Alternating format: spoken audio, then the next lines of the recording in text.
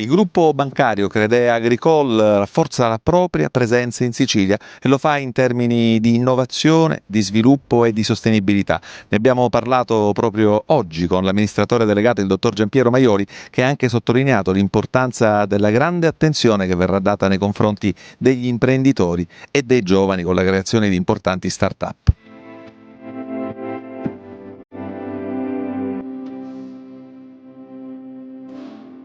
La Sicilia oggi è una delle nostre regioni più importanti per quote di mercato e tutto questo, come sapete, arriva dall'acquisizione del credito valtellinese che aveva il credito siciliano. Noi ci stiamo impegnando molto per portare innanzitutto innovazione e rinnovamento.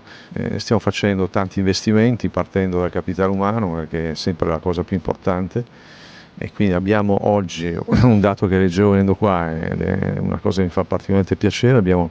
più di 240 ragazzi siciliani che lavorano nel nostro gruppo, in parte lavorano qui, in parte no, ma magari un domani ci sarà l'occasione di farli tornare. E poi c'è tutto il tema che riguarda ovviamente le imprese, che sono tante, e i settori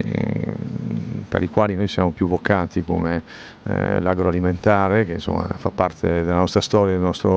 nostro nome, e poi tutta quella che è l'innovation, che sia il digitale, che sia il mondo delle start-up, del fintech, su quello vogliamo cercare di dare un contributo da gruppo internazionale, insomma un contributo positivo, ma veniamo anche tanto per ascoltare e per imparare come si deve fare in quest'isola. Venite per ascoltare, grande attenzione ai gruppi imprenditoriali, grande attenzione ai giovani con la creazione di un vero e proprio incubatore, perché le Village sarà questo, sarà l'occasione per le start-up siciliane e per i giovani siciliani di avere finalmente un'opportunità.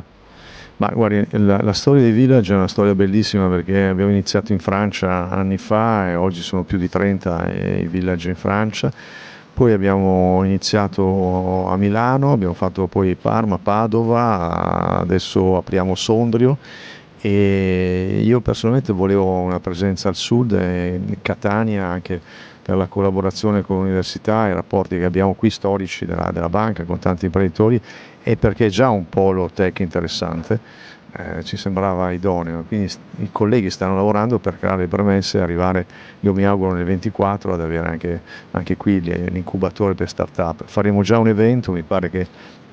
la professoressa Schillaci ne abbia accennato, faremo già un evento preliminare per cominciare a creare interconnessione fra un certo mondo di start-up che gira nel nostro network e le imprese del territorio, anche per stimolare la loro partecipazione. Lei ha citato la professoressa Schillaci, quindi c'è una chiara intenzione di collaborare con le eccellenze siciliane, questo significa conoscere ancora meglio questo territorio? Ma sicuramente, intanto partendo dalle università, noi già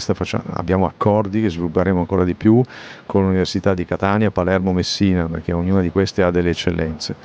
E io penso, e sono convinto, come è stato anche in altri territori, che per i giovani ragazze e ragazzi siciliani avere Crédit Agricole sia anche una finestra, un'opportunità per entrare in contatto con una realtà che